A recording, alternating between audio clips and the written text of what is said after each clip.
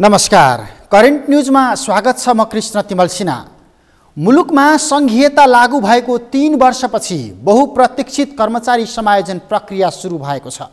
सरकारले स्वीकृत गरी पठाएको कर्मचारी समायोजन अध्यादेश 2075 राष्ट्रपति विद्यादेवी भण्डारीले प्रमाणीकरण गरेसँगै कर्मचारी समायोजन प्रक्रिया अघि बढेको हो।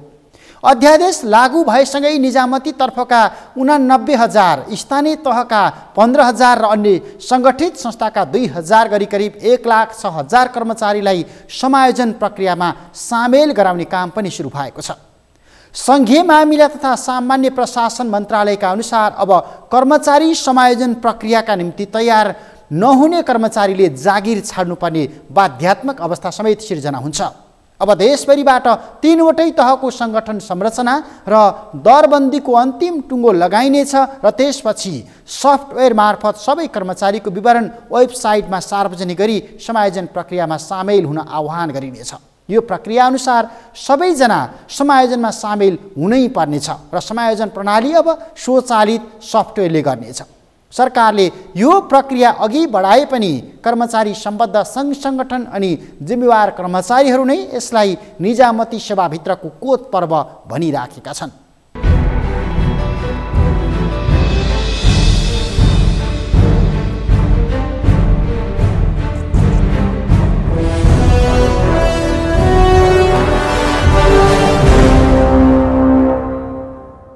नेपाल सरकारले जारी गरेको कर्मचारी समायोजन अध्यादेश अनुसार प्रदेश र स्थानीय तहमा रहने सबै पद पहिलो पटक तहगत रूपमा मिलान गरिनेछ।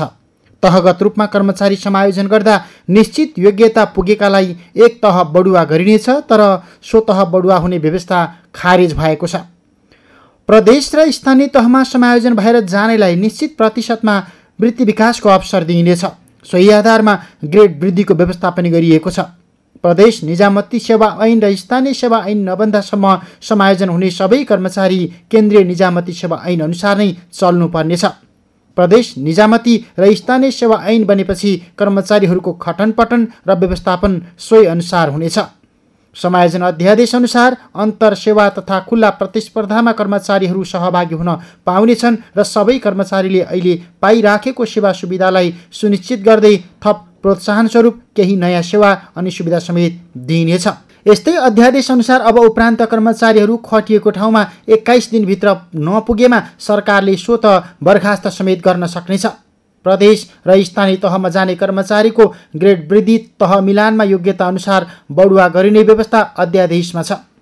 समायोजन हुने सबैको सेवा सुविधाको सुनिश्चितता हुने, देशभरका सबै कर्मचारीको विवरण लिएर सार्वजनिक गरिने, प्रदेश र स्थानीय तहमा जानेलाई प्रोत्साहन सुविधा दिइने, सङ्घमा श्रेणीगत रूपमा तथा प्रदेश र स्थानीय तहमा तहगत रूपमा समायोजन हुने जस्ता व्यवस्था सामान्य प्रशासन मन्त्रालयले कार्यान्वयन प्रक्रियामा लगिसकेको छ। कर्मचारी समायोजन प्रक्रिया अब अगाडि बढ्यो भन्दा हुन्छ, किन भन्दा हामीले कर्मचारी समायोजनकै लागि कर्मचारीको PIS personal information system update गर्न थाल्यौँ। त्यो भने चाहिँ कतिपय कर्मचारीहरूको निजामती किताबखानामा डकुमेन्टहरू अपडेट भएको हुँदैन, जसले गर्दा उनीहरूको सर्वा बढुवाको पत्रहरू चाहिँ त्यहाँ अपलोड नभएको हुनसक्छ। त्यस्तो कर्मचारीहरूले आफैले चाहिँ किताबखानाका पासवर्डबाट चाहिँ हेर्न सक्ने र अपडेट भएको रहन्छ भने अपडेट गराउनु पर्ने हुन्छ। त्यसैले अब यो सुरुवात भइसकेको हो।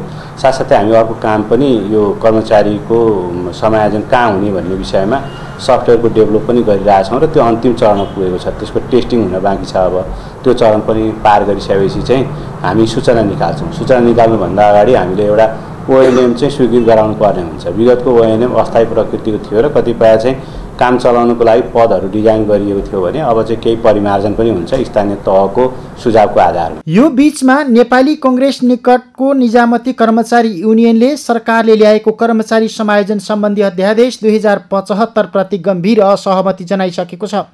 समायोजन अध्यादेशप्रति सार्वजनिक रूपमै असहमति जनाएको युनियनले स्थायी सरकारको रूपमा रहेका कर्मचारीसँग सरकारले छलफल नगरेको र एकलौटी रूपमा अध्यादेश ल्याएर आफैले गठन गरेको कर्मचारी ट्रेड युनियनको अपमान गरेको आरोपसम्म लगाएको छ। सरकारले कर्मचारी युनियनको सकारात्मक र रचनात्मक प्रयत्नलाई महत्त्व नदिएको भन्दै युनियनले विद्यमान ऐन बमोजिम कर्मचारी समायोजन र शैक्षिक अवकाश योजना कार्यान्वयन गर्न माग गरेको छ। 14 महिनासम्म कर्मचारी समायोजन ऐन 2074 को मर्म अनि भावना विपरीत सरकारले कर्मचारीको अस्थायी खटनपटन गरेर समय बर्बाद पारेको आरोपसहित युनियनले कर्मचारी समायोजन ऐन 2074 विस्थापन गरी ल्याइएको कर्मचारी समायोजन अध्यादेश 2075 नमान्ने चेतावनी सहित कर्मचारी हित विपरीतको व्यवस्था नलाद्न समेत सरकारलाई दबाब दिन थालेको छ। समायोजन कर्मचारीहरूबाट गुणस्तरीय प्रभावकारी सेवा प्रदान हुन नसक्ने हुँदा सरकारको समृद्ध नेपाल सुखी नेपालीको नारा पुरा गर्न बाधा पर्ने देखिएकाले उक्त कर्मचारी समायोजन अध्यादेश 2075 सम्बन्धमा सङ्गठनको निम्नानुसार धारणा सार्वजनिक गरेका छौँ। निजामती कर्मचारीहरूको आधिकारिक ट्रेड युनियनको संयोजकत्वमा निजामती क्षेत्रमा राष्ट्रिय स्तरका ट्रेड युनियनका बीचमा छलफल गरी 22 बुँदे साझा अवधारणा मुख्य सचिव मार्फत नेपाल सरकार समक्ष पेश गरिसकेको तर कर्मचारीहरूको साझा धारणा रहेको 22 बुँदा सरकारले बेवास्ता गरी समायोजन अध्यादेश जारी गरेको भन्दै नेपाल निजामती कर्मचारी युनियनले गम्भीर असहमति सार्वजनिक गरेपछि यसको कार्यान्वयनमा आशंका उब्जिएको छ, जसमा युनियनले सङ्घीय निजामती सेवा ऐन, प्रदेश निजामती सेवा ऐन र स्थानीय सेवा ऐन जारी गरेर मात्र कर्मचारी समायोजन प्रक्रिया थाल्न दबाब दिएको छ। समायोजन प्रक्रियामा कार्यालय सहयोगीदेखि विशिष्ट श्रेणीसम्मका कर्मचारीलाई मात्रै सामेल गर्नुपर्नेमा राजपत्राङ्कित प्रथम श्रेणीसम्म मात्र समायोजन गर्ने व्यवस्था लागू गर्न खोजिएको, सङ्घ, प्रदेश र स्थानीय गरी तिनै तहमा तहगत प्रणाली लागू गर्नुपर्नेमा प्रदेश र स्थानीय तहमा मात्रै तहगत प्रणाली लागू गरी सङ्घमा श्रेणीगत प्रणाली लागू हुने विभेदकारी व्यवस्था गरिएको, समायोजनमा बढुवा प्रणाली अवरुद्ध हुने गरी विषयगत सेवा समूहमा कृषि, पशु, वन, इन्जिनियरिङ, सर्वे, मेकानिकल, खानेपानी, ऊर्जा, उद्योग आदि प्राविधिक कर्मचारीको सेवारत पदको न्यूनतम शैक्षिक योग्यता र सेवा अवधि अनुरूप बढुवा व्यवस्था नभएको जस्ता बुँदा युनियनले अघि सारेको छ। तिनी तहमा अनिवार्य समायोजन हुनुपर्नेमा निवेदन नदिएको वा निवेदनमा खुलाउनु पर्ने विवरण नखुलाइएका कारण कुनै पनि कर्मचारीलाई समायोजन गर्न बाधा पर्ने छैन भन्ने सो विवेकीय व्यवस्था हटाउन पनि माग गरिएको छ। राजपत्र अनङ्कित प्रथम श्रेणीबाट अधिकृत अर्थात् 6औं स्तरमा बढुवा हुनका लागि मात्र शैक्षिक योग्यता तोक्ने व्यवस्था, पुल दरबन्दीमा कायम कर्मचारीलाई मापदण्ड नबनाई बिना आधार प्रदेश र स्थानीय तहमा खटाउने व्यवस्थालाई पनि युनियनले अवैज्ञानिक भन्दै तत्काल खारेजीको माग गरेको छ। यस्तै युनियनले जिल्ला समन्वय अधिकारी, गाउँपालिका तथा नगरपालिकाको मुख्य प्रशासकीय अधिकृत स्थानीय सरकार सञ्चालन ऐन 2074 बमोजिम हुनुपर्ने तर नेपाल सरकारले नै खटाउने व्यवस्था गर्दै गर्दा यो संघीयता विरोधी रहेको दाबी पनि गरेको छ। युनियनले प्रदेशको प्रमुख सचिव र प्रदेश मन्त्रालयको सचिव पदमा सम्भव भएसम्म ज्येष्ठता र कार्यक्षमताका आधारमा खटाउने भन्ने सो विवेकीय व्यवस्था प्रदेश र स्थानीय तहमा समायोजन भएका निजामती कर्मचारी सङ्घमा र सङ्घमा समायोजन भएका निजामती कर्मचारी प्रदेश वा स्थानीय तहमा सरुवा बढुवा हुन नसक्ने कडा व्यवस्था, यस्तै के कस्ता कर्मचारी पुल दरबन्दीमा रहने भन्ने अस्पष्ट व्यवस्था र कर्मचारी समायोजन ऐन 2074 खारेज गर्दा उक्त ऐनमा व्यवस्था गरिएको शैक्षिक अवकाश योजनामा जानका लागि निवेदन दिएका कर्मचारीको विषय सम्बोधन नगरी थप अन्यल सिर्जना गरिएको जस्ता असहमतिका बुँदाहरू सार्वजनिक गरेको छ। यो ऐन होइन, संविधानको धारा विपरीत छ।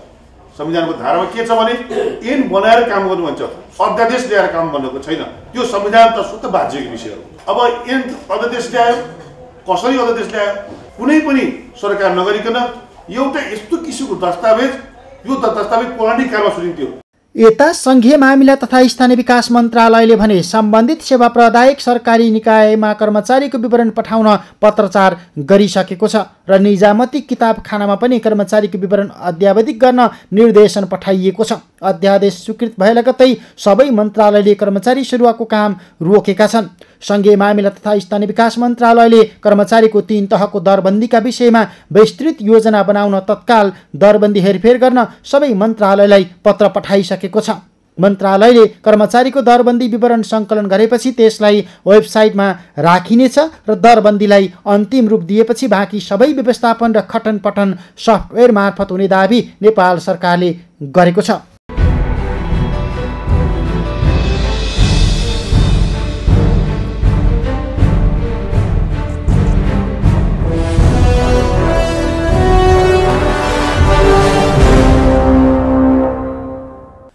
संघीयतामा कर्मचारी व्यवस्थापन निकै कठिन काम मानिएको छ, जसका कारण यो बीचमा तीनवटै तहका सबै सरकार दैनिक प्रशासनिक काम समापनका हिसाबले निकै आलोचित बने।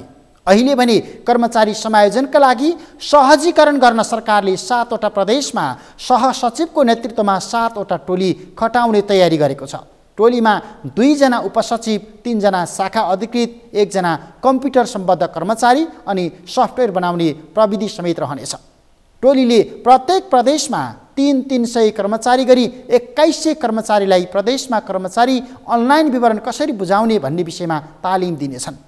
केन्द्रका मन्त्रालय, प्रदेशका मन्त्रालय, सबै स्थानीय तह, जिल्ला समन्वय समिति अनि जिल्ला प्रशासन कार्यालय सबैमा तालिम लिनेहरूको नेतृत्वमा हेल्प डेस्क समेत सञ्चालन गरिनेछ।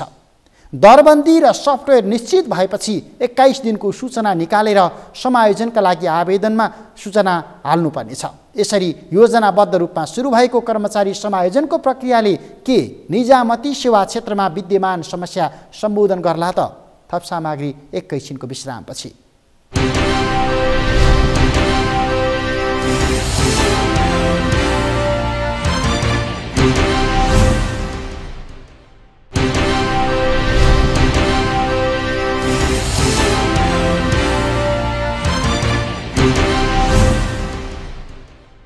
विश्रामपछि करेन्ट न्युजमा स्वागत छ। आज हामी मुलुक सङ्घीय संरचनामा गएपछि सरकारले अध्यादेश मार्फत सुरु गरेको कर्मचारी समायोजन अनि झन्डै 89,000 कर्मचारीमा उब्जिराखेको अन्योलको प्रसङ्ग जोडिरहेका छौँ, जसका लागि अहिले मन्त्रालयले कम्तीमा 98,000 कर्मचारीले एकैसाथ भर्न सक्ने समायोजन सफ्टवेयर विकास गरिराखेको छ। अब अनलाइन मार्फत कर्मचारीहरूको पद, सेवा गर्न चाहेको कार्यालय, सेवा गरेको क्षेत्र अनि भूगोल जस्ता विस्तृत विवरण सङ्कलन गरिनेछ अनि यसैका आधारमा समायोजन प्रक्रिया निर्धारण हुनेछ।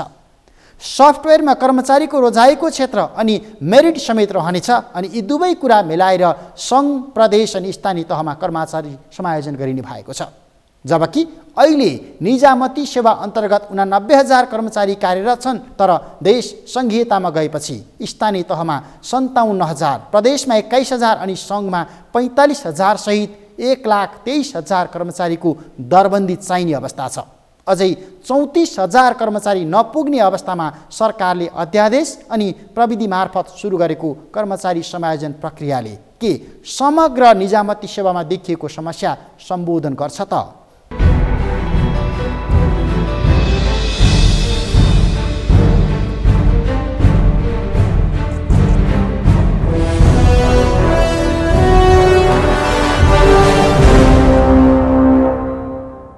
यो संहितामा गइसकेपछि त 3 तहको सरकार बनिसक्यो, त्यसैले कर्मचारी नभइकन त उनीहरूले कामै गर्न सक्दैन। त्यो अवस्थामा संविधानका प्रावधान अनुसार नेपाल सरकारको अगाडि विकल्प भनेको संविधानका प्रावधान अनुसारको प्रत्येक निकायलाई आफ्नो कर्मचारी ऐन बनाउन दिने अधिकार दिनु पर्यो, तुरुन्तै गर्नु पर्यो। होइन भनेदेखि काम छैन, पटापट गर्नुपर्ने। यसमा पनि यो नयाँ आएको मलाई लाग्दैन। अहिले 2075 को तपाईँहरूले नयाँ सुरु भयो भन्नुहुन्छ, यो खासै मलाई लाग्दैन, किनभने 74 सालमा नै यो समायोजन ऐन आएको थियो। त्यो अनुसारको काम जति अघि बढ्नुपर्ने थियो त्यसमा छलफल गरेर अघि बढ्नुपर्ने थियो, त्यो नबढ्नको कारणबाट अलमलको दृष्टिकोणले त्यसमा तोकिएको समयमा समायोजन नहुनाले यो अध्यादेश ल्याइएको छ। यो अध्यादेशमा पनि मैले सुनेअनुसार अहिले ट्रेड युनियनहरूको विरोध सुरु भइसकेको छ। त्यसले के जनाउँछ भने सायद सरकारले ट्रेड युनियनसँग छलफल गरेन कि अथवा ट्रेड युनियन बलियो भयो कि।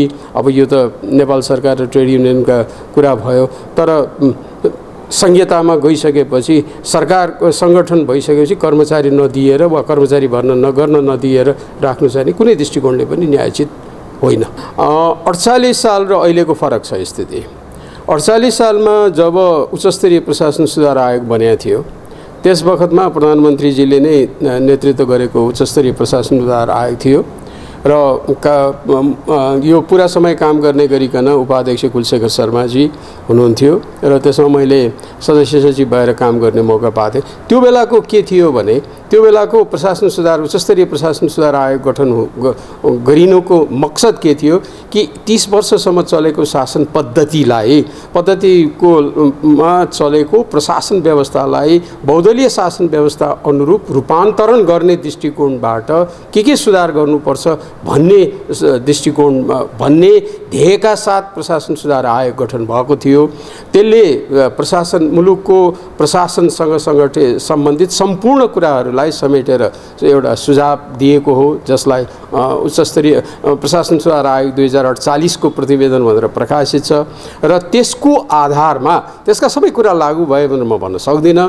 त्यसको आधारमा सरकारले 2049 सालको निजामती सेवा ऐन ल्याएको हो र निजामती सेवा ऐन 2049 र त्यसपछि 2050 को निजामती सेवा नियम ल्याएको हो। त्यसअनुसार चलेको त्यस परिवेशमा त्यो बेला एकात्मक शासन व्यवस्थाकै मा के परिवर्तन गर्नुपर्छ भन्ने दृष्टिकोणबाट ल्याइएको थियो भने अहिले त मुलुक सङ्घात्मक गइसकेपछि अब यो सङ्घात्मक व्यवस्था चल्छ कि चल्दैन यसबारेमा मेरो धारणा के छ त्यो बेग्लै कुरा हो, तर मुलुक सङ्घात्मक शासन व्यवस्थामा भइसकेपछि त र त्यसमा पनि संविधानले नै तीनटै तहका सरकारहरूलाई स्वतन्त्र र संवैधानिक रूपमा स्वीकार गरिसकेपछि उनको अधिकार प्रयोग गर्नको लागि उनले आफ्नै सङ्गठन बनाउने र आफ्नै कर्मचारी व्यवस्थापन गर्नुपर्ने अधिकार उनले प्रयोग गर्न पाउनुपर्छ। तर के भइदियो भने सायद सरकारले के हेर्दैछ कि अहिले भएका 88,000 छानजुन कति भन्छन् 29,000 त्यसपछि स्थानीय तहमा 20,000 भनेको छ। तर मेरो एउटा अध्ययनले के देखाइरहेको थियो भने स्थानीय तहमा 35,000 कर्मचारी थिए, त्यो 20,000 जति गाउँ विकास समितिमा र 15,000 जति नगरपालिका गाउँ विकास समिति र मेरो यदि म गलत छैन भने गाउँ विकास समिति र नगरपालिका गरेर 20,000 थिए र त्यसपछि जिल्ला विकास समितिमा गरेर 15,000 जति थिए, दुईटैमा 35,000 थियो। तर अहिले सरकार 20,000 मात्रै भन्दैछ। यो सरकारै आफै पत्ता लगाओस्, हाम्रो अध्ययनले त्यो देखाएको थियो। तर जे होस् अहिले 20,000 र 88,000 कर्मचारी कार्यरत छन् भने तिनलाई समायोजन गर्ने दृष्टिकोण सरकारले लिनु स्वाभाविक हो। स्थानीय सरकारले आफ्नो नियुक्ति गराउने प्रथाको सुरु गर्नु, प्रादेशिक सरकारले आफ्नो नियुक्ति गराउने प्रथाको सुरुवात गराउनु भन्दा यी भएकाहरूलाई समायोजन गराउनु दृष्टिकोणले सोच्नु ठिकै थियो। तर यो दिन पर दिन यो भिड्किरहेको छ र सरकारले समयमा काम गर्न नसक्नाको कारणबाट यो अलमलको स्थिति देखा परे जस्तो लाग्छ। त्यसैले गर्दाखेरि यो अहिले अझ पनि यो स्पष्ट रूपमा समाज जुन अहिले अध्यादेश आएको छ त्यसमा पनि जुन किसिमको प्रावधानहरू छन् त्यसलाई मैले थाहा पाए अनुसार तपाईहरुले पनि थाहा पाइसक्नु भएको छ, औपचारिक कर्मचारी संगठनले मानिएको छैन।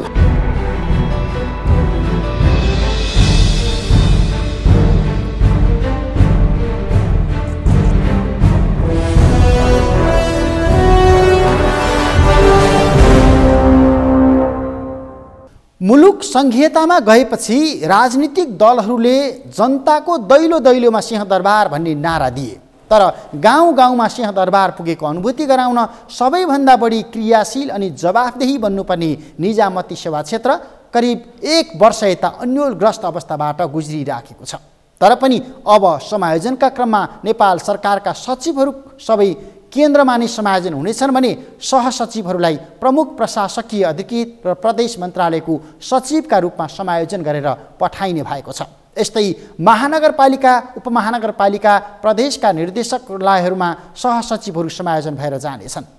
समायोजनका लागि कार्यालय तोकिएपछि 21 दिनभित्र उनीहरू हाजिर हुनैपर्ने बाध्यकारी व्यवस्था अध्यादेशमा गरिएको छ, जुन प्रक्रिया आगामी पुष मसान्तभित्र पुरा भइसक्नेछ। यसले तल्लो तहसम्म नागरिकलाई परिवर्तनको अनुभूति गराउने अनि संघीयता कार्यान्वयन थप सहज बन्ने दाबी सरकारले गरेको छ। तर कर्मचारी संगठनका नेताहरू भनिरहेका छन् सरकारले कर्मचारी समायोजनका नाममा निजामती सेवा क्षेत्रमा कोत पर्व मचाउन खोज्दैछ, यो सम्भव छैन।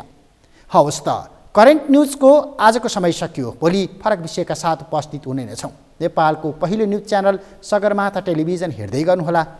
नमस्ते।